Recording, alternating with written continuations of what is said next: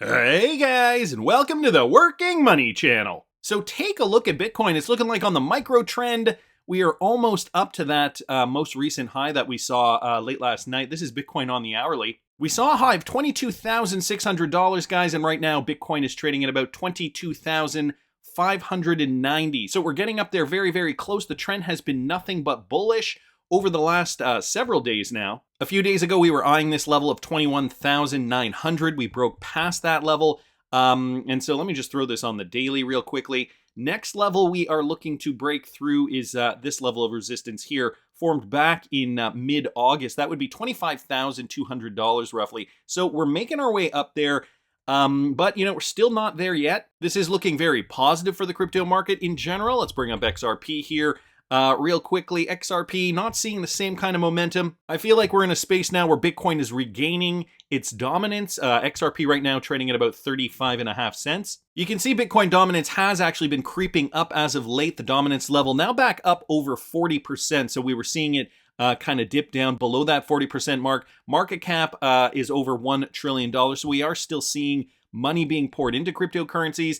But this is generally how the trend goes. We usually see Bitcoin take off. We usually see money being poured into Bitcoin. And then, it takes a while before altcoins can catch up. So Bitcoin up 13.2% in the last 7 days. We've got Ethereum up 4.34%. Some of the other altcoins like BNB coin up 4.7% in the last 7 days. XRP up 5.7%. Look at Solana, boy, 16.8% in the last 7 days. So some of the altcoins are catching up, but Bitcoin, obviously, we are seeing most of that money flow into the king cryptocurrency. Let's just bring up Bitcoin dominance here real quickly. Wow, look at that. So the dominance too. Compared to the altcoins, we've clearly seen that level of support that got rejected. And now Bitcoin moving to the upside. Let me zoom out here so you guys can see what we've been looking at over the last several months now, actually, with Bitcoin dominance popping off this level of support. We saw it dip down lower below that, but it did still get rejected, and now moving to the upside. So Bitcoin dominance right now, at least according to this chart, it looks like this number here is a bit out of date, but according to this chart, it's at 41.59%. So Bitcoin dominance rallying compared to the altcoin market, that is a good first step. Guys, I saw this from Ashley Prosper, so this is not by any means a new video clip, but it's interesting to have the perspective. Looking back, what we know now, this is Brad Garlinghouse from back in January 2018, okay? This was at an MIT presentation, and Ashley Prosper points this out. I finally received the video from MIT CNC where Brad Garlinghouse mentions the 15 senior JPMorgan executives in his office. Not much really to see here, but interesting to hear him talk about JPMorgan's scheming ways. We'll make the full video available soon. Here's Brad Garlinghouse talking about big banks, the legacy banking system. Now, you got to remember, bring ourselves back to 2018. And I know for those of you guys who were here in 2018, you know exactly what this is all about. And you know how important, these relationships were, and the tumultuous, I guess we could call it a relationship between Ripple and the big banks at this time. Well, this is what Brad Garlinghouse had to say about JP Morgan. Listen to this. When we talk about Jamie Dimon, we first have to recognize where he sits. He sits at the top of the global financial infrastructure. There are a few banks, of which JPM is certainly one, that make billions and billions of dollars of profit by virtue of that perch. 99.9% of banks don't make money in this ecosystem in terms of cross-border payments. Jamie Dimon makes a technical term of a shit ton of money by sitting there. So when I hear Jamie Dimon saying it's a fraud, I think to myself, well, of course he's going to say that. He's talking. And by the way, there's also people who conspiratorially he's trying to talk down the price of Bitcoin so JPM can buy it. Like the idea that JP Morgan isn't actively working in the blockchain and Bitcoin space is not true. Frankly, I don't mind sharing. There are about 15 senior JP Morgan people at Ripple's offices this afternoon. Now, unless JP Morgan's going to fire them. Does JP Dimon know that? Apparently not. Anyway, so look, that's my thought on the whole JP Dimon thing. I do think there are people who are going to say this is, in the same manner, a very smart investor said to me, in 1997, the whole West Coast was long Amazon and the whole East Coast was shorting Amazon. We saw how that worked out. And his point was basically, look, the West Coast is obviously bullish, and there's some that are very cynical about these things, and we'll see how it works out. On the risk factor, just very briefly, because I don't want to go on too long, but I think what we have to remind ourselves is this has to come back to utility. What problem is the digital asset solving? If it's solving a real problem and it's creating value by solving that problem, then there will be value in the token. I think what's risky is there's a lot of these things, as Juan was saying, that I cannot explain why you need a token. I can't explain what the token does. It doesn't make any sense to me. And I think, unfortunately, I think that percentage, particularly in the recent ICO wave, I think that percentage is a very high percentage. I think there is going to be carnage to be had from that. And I think Grant is smarter than I am in many ways, not the least of which is on the law. But, the ICOs regulation around the SEC regulation around securities are designed to protect investors and. Okay, the clip ends there. Brad Garlinghouse just goes into ICOs again. Let's not forget that this was at the height of the ICO craze. But what I really wanted to focus on was his comments about JPMorgan and Jamie Dimon. The fact that there were 15 senior JPMorgan executives in Ripple's office that afternoon, the afternoon that Brad Garlinghouse sat down and had this conversation at the MIT Club of Northern California. And he even calls it out, right? JPM, if you don't think they are invested and currently actively working on blockchain technology, you are wrong. And sure enough, that is proven to be true. Sure enough, too, Brad Garlinghouse also, quote-unquote, prophesized that JPMorgan was maybe trying to push the price of Bitcoin down while they bought it up. And sure enough, what has JPMorgan done? Fast forward 4 years, now JPMorgan is not only in Bitcoin, but also actively in the cryptocurrency business. So a great clip here. I don't know if you guys also remember that November 2021 document when JPMorgan came out and said, if Ripple does succeed in this lawsuit, we could really see the Ripple technology take off and the XRP coin be valuable in this new mechanism for transferring money. So there was also that point back in late 2021. I'm going to continue, guys. Crypto meme guy here. Shots were fired. JPM wanted in on Ripple and XRP, and Brad told him and his 15 execs to go fly a kite. Now, that's not exactly what happened, but, we get the sense that if JP Morgan's executives were at the Ripple's office, 15 of them, by the way, not just one, that they probably had something very, very important to be talking about at that time back in 2018. JPM probably knew the writing was on the wall. Ripple, obviously the golden child in the crypto business, the one that big players and institutions were putting their trust behind. I think even at that time, Ripple had already partnered with several central banks around the world. So it all just goes to show you where this was starting, where it's going, and where it is today, guys. Gonna keep moving. So with regards to Jamie Dimon and the corrupt SEC digital asset buy here posting this, I wonder if Jamie Dimon has his own suite at the Gary Gensler Hester Peirce SEC. Here's Gary's calendar entries so far. He's never met with one XRP holder. John Deaton, who's he protecting again? And so this is just outlining Gary Gensler's calendar, meeting with Jamie Dimon, Chief Executive Officer at JPMorgan Chase in June of 2021. And all of these just demonstrate how he has been meeting with Jamie Dimon consistently here in September of last year. Another one here, June 2021, Jamie Dimon, phone call meeting at 7 p.m.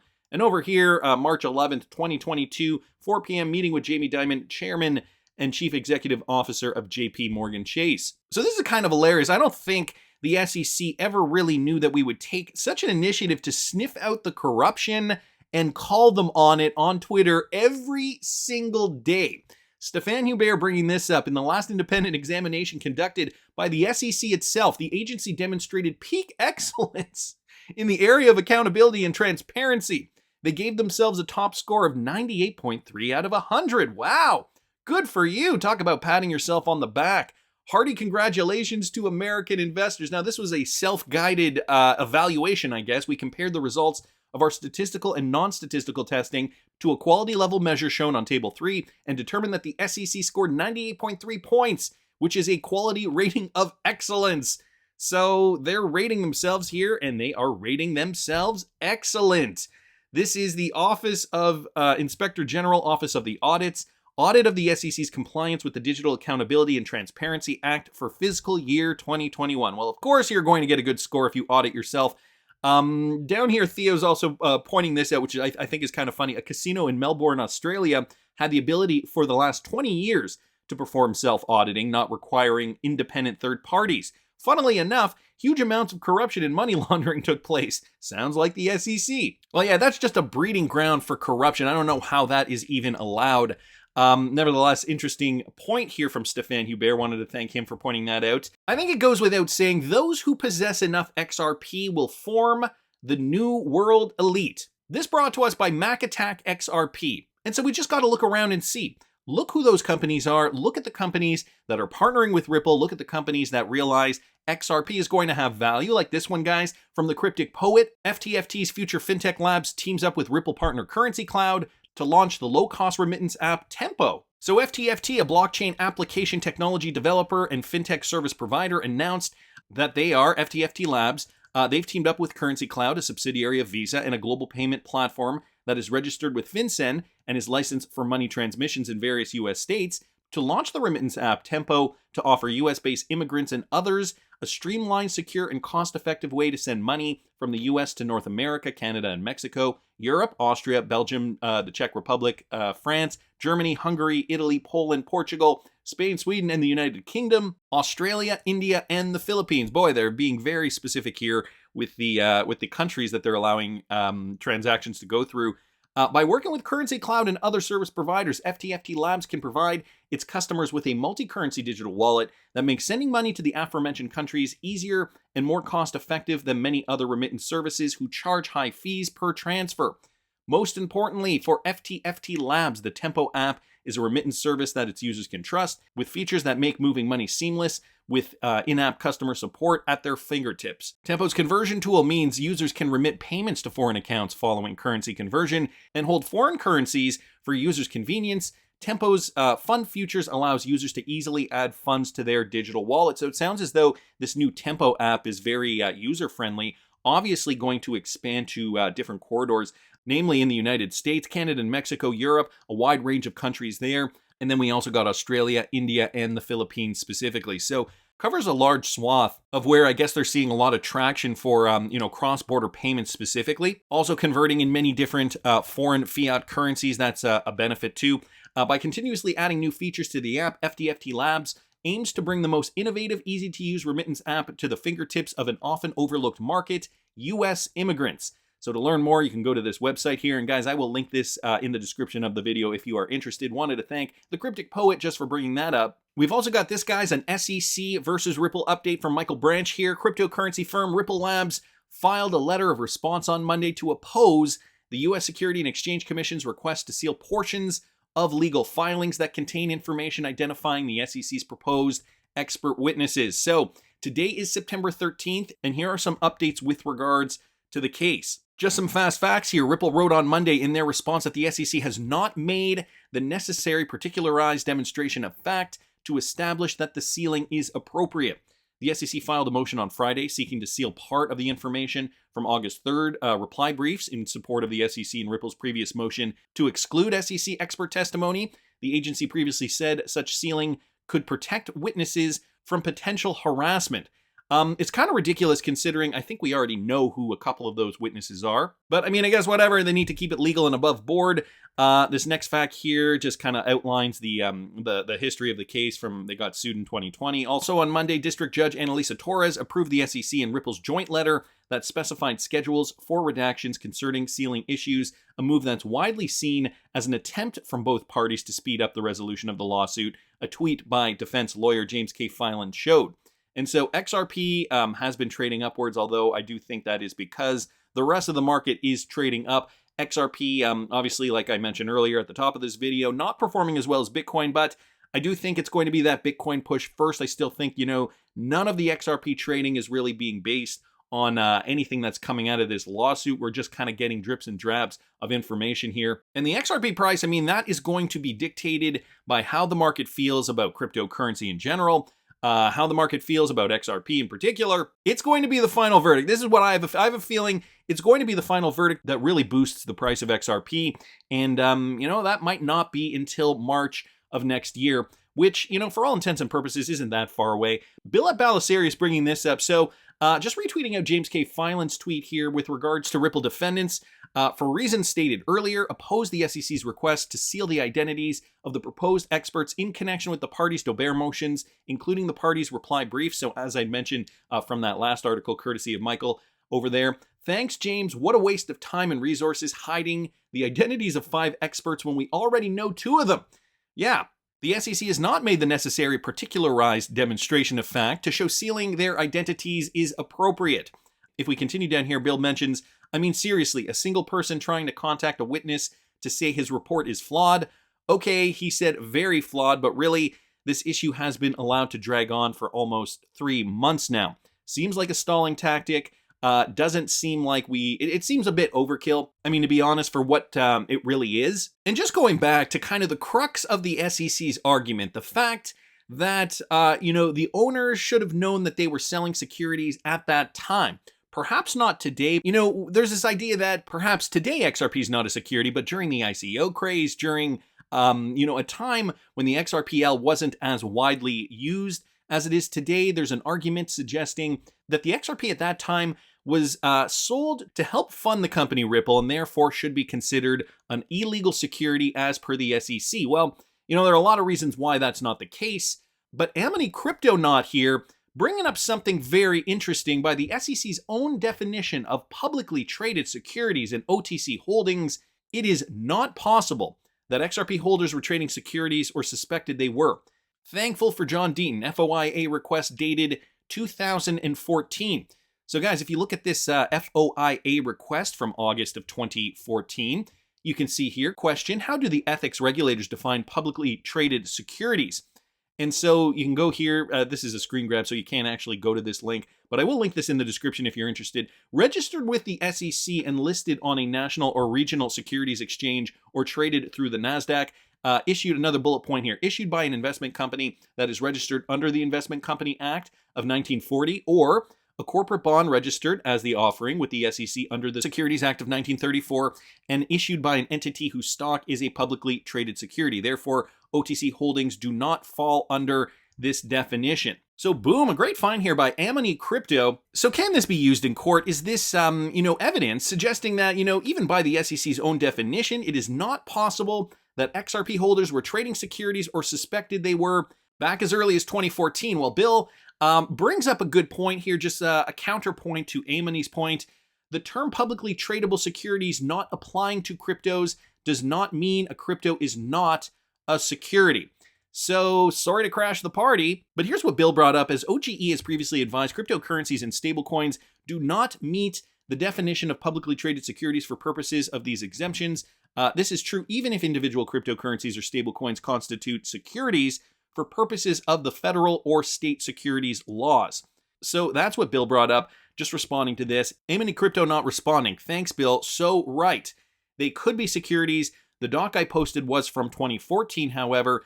The advisory you referenced was 3 months ago, right? My point is that XRP retail holders wouldn't have believed XRP was a security without regulation for real clarity. Not that I'm saying Ripple did or not.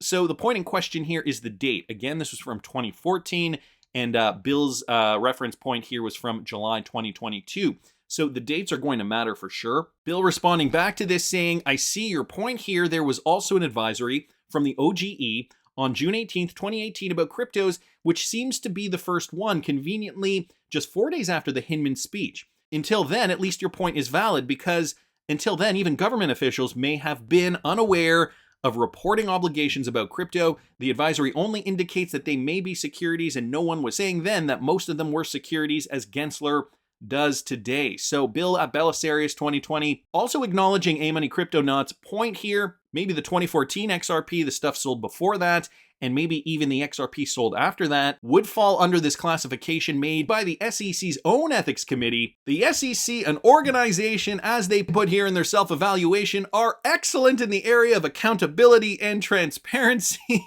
This still cracks me up. So there you have it, guys. The SEC shooting themselves in the foot again. I wonder if this could factor into the case and actually make a difference. That's just my opinion, but I want to hear what you guys think. Please subscribe to the channel if you haven't already. Like the video if you like the content I'm providing. I always love hearing your comments. See you in the next one, guys.